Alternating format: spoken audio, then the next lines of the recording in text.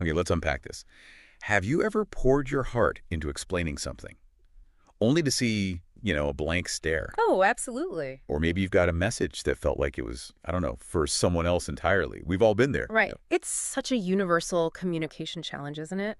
Whether you're trying to sell something, explain a new policy, or even just, share an idea. Yeah. The success really hinges on two fundamental things: truly understanding who you're talking to and why you're talking to them. Right. So this deep dive is about giving you, hopefully, a bit of a shortcut to mastering that. Hmm. We've got some insights that might actually surprise you. Absolutely. So our mission today, tailored specifically for you listening, is to dive into these really critical concepts: audience and purpose in communication. We're drawing from a fantastic source that lays out some very practical, actionable strategies. We're going to try and extract the most important nuggets, really, to help you make sure your messages always hit home, maybe sidestep some common pitfalls, and even navigate those sometimes tricky cultural landscapes with a bit more confidence. And the true magic, I think, and often the biggest oversight, is recognizing that your message, well, it isn't just about what you want to say. Right. It's about what your audience needs to hear, and crucially, in a way they can actually grasp it. It's the difference between speaking at someone and truly speaking to them.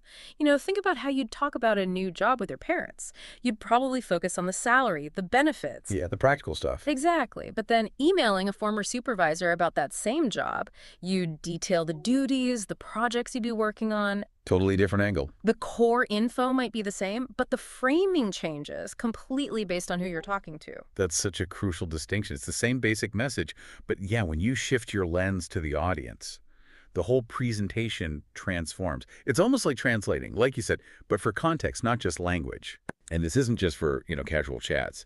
Imagine, say, an engineer reporting to a city planning board about a new housing development. Okay. They wouldn't bombard them with specialized engineering jargon, would they? No, that would be a disaster. Right.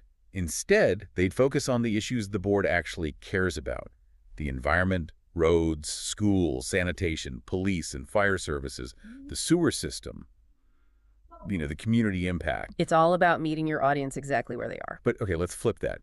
What if we get this wrong? I mean, if we really misjudge our audience completely, the consequences can be surprisingly severe, can't they? Oh, they absolutely can. Yeah.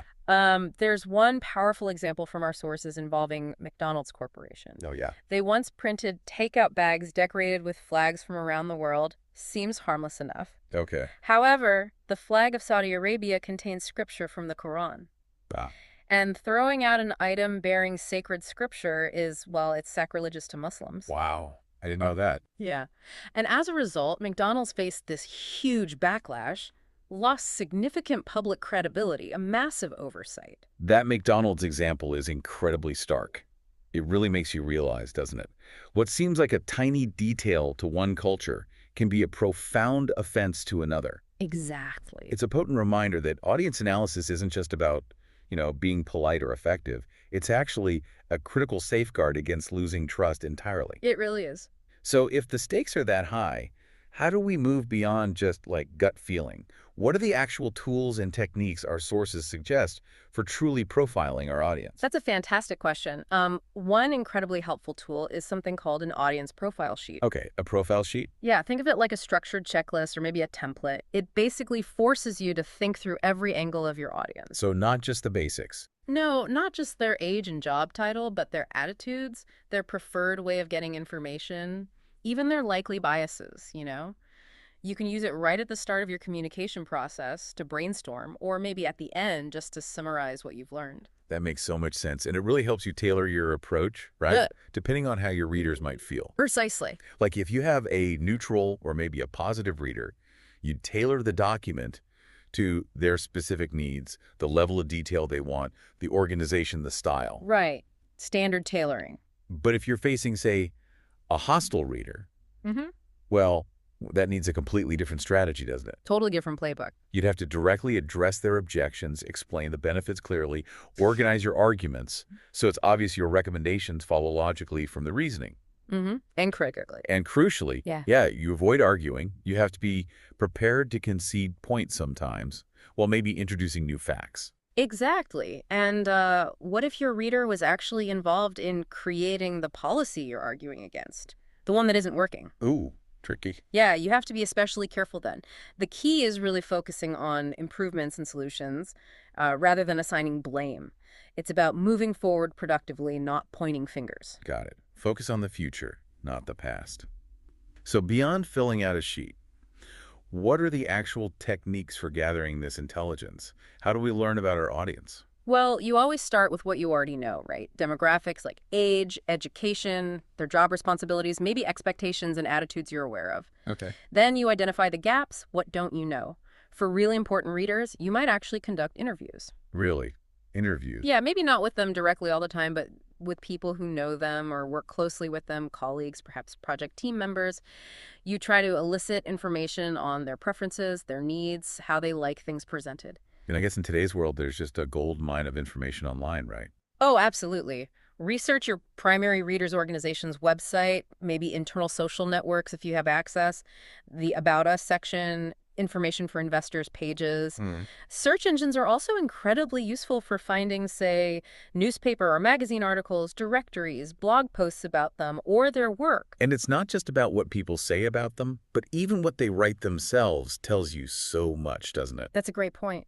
What they write reveals a lot about their preferred design, level of detail, how they organize things, their style, even their vocabulary. LinkedIn profiles, too, I imagine. Oh, definitely. LinkedIn profiles are particularly useful for getting a sense of their professional background, maybe recommendations they've received or given. Right. And then you can get incredibly insightful data by analyzing social media. There's a quote from Jason Falls, a digital strategist. He puts it simply: "The key to using social media for business, knowing your audience." Simple but true. Yeah. Basic analytics reports give you things like gender, age, geographic location, but more sophisticated tools can provide even deeper insights into their interests and behaviors online. It's true. Like, think about Facebook's insights, for example. They show you the percentage of women versus men reached, these detailed age breakdowns like 18, 24, 25, 34. Very granular. And even what countries and cities your audience is in, US, UK, Japan, Italy, or specific cities like New York, Boston, Sapporo. They even break down languages spoken. It's kind of amazing, the detail. And what's fascinating here is how universally applicable this stuff is. It's not just for businesses selling things. Good point. Organizations across all sectors leverage audience analysis. Think about the Centers for Disease Control and Prevention, the CDC. They analyze social media constantly to improve their public health campaigns. How do they use it? Well, they classify people into various categories like teens or baby boomers, right? And they monitor things like who visits their web pages, what keywords people are searching for, their Facebook and Twitter fans' click-throughs to web pages. Wow. And all this data helps them adjust their campaigns, maybe allocate resources more effectively. Government agencies trying to get people to eat better or get vaccinated, political campaigns, even charities like the March of Dimes. Yeah. They all analyze audiences to figure out how to motivate them and improve their communications. So it really is about going beyond just the basic demographics and getting this multi-layered sort of holistic view of your audience. What are those key layers or characteristics we should always keep in mind? Yeah, our sources break this down really nicely. They outline several key characteristics to consider. First, just fundamentally, who are your readers? Okay. This includes things like their educational background, professional experience, their specific job responsibilities, relevant cultural characteristics, personal characteristics too, and even their preferences for reading, speaking, or listening. It's like peeling back those initial layers. Okay, so that's the who. Then what? Then you need to consider their attitudes and expectations. What's their attitude toward you? Are they skeptical? Are they trusting? What about their attitude toward the subject itself? Do they already agree with you, or do you need to do some convincing? And finally, maybe how do they feel toward the document itself, its likely organization, content, how it might be applied? And there's another layer too, right, about how they'll actually use it. Yes. And this one is often overlooked. How will they use the document? Will they read it really thoroughly or just file it away? Skim it for key points. Use it to actually test recommendations. Ah, okay. And what's the physical environment where they'll likely read it? A quiet office, or maybe out in a noisy field on a tablet? That matters too. It really does. And what's their reading skill level? We can't assume everyone reads the same way. And critically today, what digital platforms will they use? A big screen, a tablet, a phone, or perhaps even listening to it, like this deep dive. Yeah. All these factors influence how you should shape your message for maximum impact. Okay, so all this depth we're uncovering about understanding our audience, well, it becomes even more complex and, frankly, more critical when you start communicating across different cultures. Absolutely. It's definitely not just about language, is it? No, it's far, far more than just language. I mean, our society, the workforce, it's all increasingly diverse. We have more international trade, more immigration. So effective communication absolutely requires understanding these deep-seated cultural beliefs, attitudes, and values. Right. Nancy L. Hoft, who's a leading expert in this, she actually categorizes these cultural variables into 7 major areas that kind of exist on the surface, things you might notice more readily. Okay, let's unpack that. It's not just language, right? Even simple things like how we write numbers or dates can cause huge issues. Definitely. For example, in the U.S., we write, say, 3,425.6 as 3,425.6. Comma, then period. Right. And March 2nd, 2020 is 300-220, month first. But in Europe, that same number is 3.42506, period, then comma. And to now, March 2020 becomes 2320, day first. Totally flipped. Even the date format is different again in Japan. And remember that story about Microsoft's search engine Bing? It apparently had trouble in China because the name Bing could sound like the word for sickness in Chinese. Exactly. Those surface level things, dates, numbers, names, symbols, can trip you up immediately. Yeah. And then there are the cultural variables beneath the surface. These are often more subtle, but just as crucial, if not more so. They often dictate how people process information at a really fundamental level. Like what? Well, for instance, whether a culture tends to focus on individuals or groups. Western cultures often value individuals, right? You hear I a lot, emphasis on personal achievements, but many Asian cultures tend to value groups, so you hear we more, emphasis on cooperative relationships, harmony. That would definitely change how you frame an argument or a request. Profoundly. It affects pronoun use, how you present benefits. Everything. And this also extends to the distance between business life and private life. Yes, exactly. Western cultures often try to keep them quite separate. Keep work at work? Kind of, whereas some other cultures, maybe many Asian cultures again, might see a smaller distance. It might be more acceptable, even expected, to share more personal information in a business context. Interesting. And then there's the distance between ranks too, right? Hierarchy. Huge one. Some cultures have a really small distance. People use informal names. They're comfortable with direct address, even challenging superiors sometimes. Others have a very large distance. You must use formal titles. Informality is seen as disrespectful. You have to know which environment you're in. Absolutely. Another fascinating variable is the need for details. This ties into what anthropologists call high context versus low context cultures. High and low context. How does that work? Think of it this way. In low context cultures, like maybe the US or Germany, the message is the words. Everything needs to be explicit, spelled out. Think detailed contracts, comprehensive policies. Leave nothing ambiguous. Right. But in high context cultures, maybe like Japan or Arab cultures, the words are just one piece of the puzzle. A huge amount of meaning is conveyed through context, shared history, nonverbal cues, the relationship itself. So less needs to be explicitly stated. Exactly. An example from our sources is a manual in a high context culture that might not bother explaining why a cell phone battery needs charging. Because everyone knows why. Right. It's just assumed it's implicit knowledge within that context. And finally, there are differing attitudes toward uncertainty. Some cultures are relatively comfortable with ambiguity. They rely on broad principles.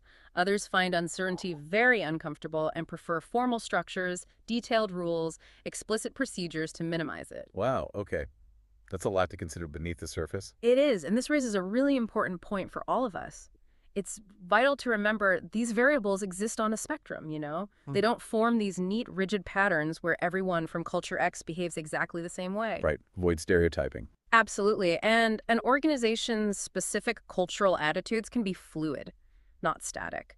It really requires careful, ongoing consideration, not just finding simple one-size-fits-all answers if you really want to avoid misunderstandings and, well, blunders. That makes perfect sense. Yeah. So, given all these potential pitfalls and nuances, what are some practical guidelines? If you're writing for readers from other cultures, what should you actually do? Okay, some actionable advice from the sources includes, first, try to limit your vocabulary and keep sentences relatively short and direct. Keep it simple. Yeah. Always define abbreviations and acronyms the first time you use them. Crucially, avoid jargon, idioms, and slang.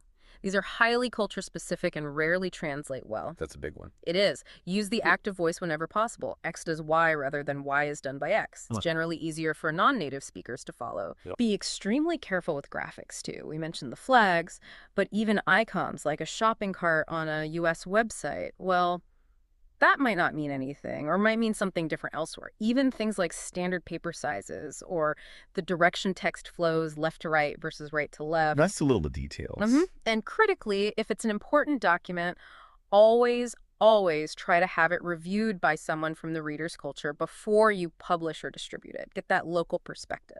That seems like essential advice. So, okay, what does this all mean when you're actually putting pen to paper or, fingers to keyboard in a real cross-cultural scenario? Our sources had that interesting comparison, right? 2 business letters selling the same product. Yes. One to a U.S. customer and one to a Japanese customer. It's quite illuminating, actually. How did they differ? Well, the U.S. letter is very direct, jumps straight into business after a simple salutation, focuses heavily on technical specifications, performance data. Getting straight to the point. Pretty much. The Japanese letter, however, starts very differently.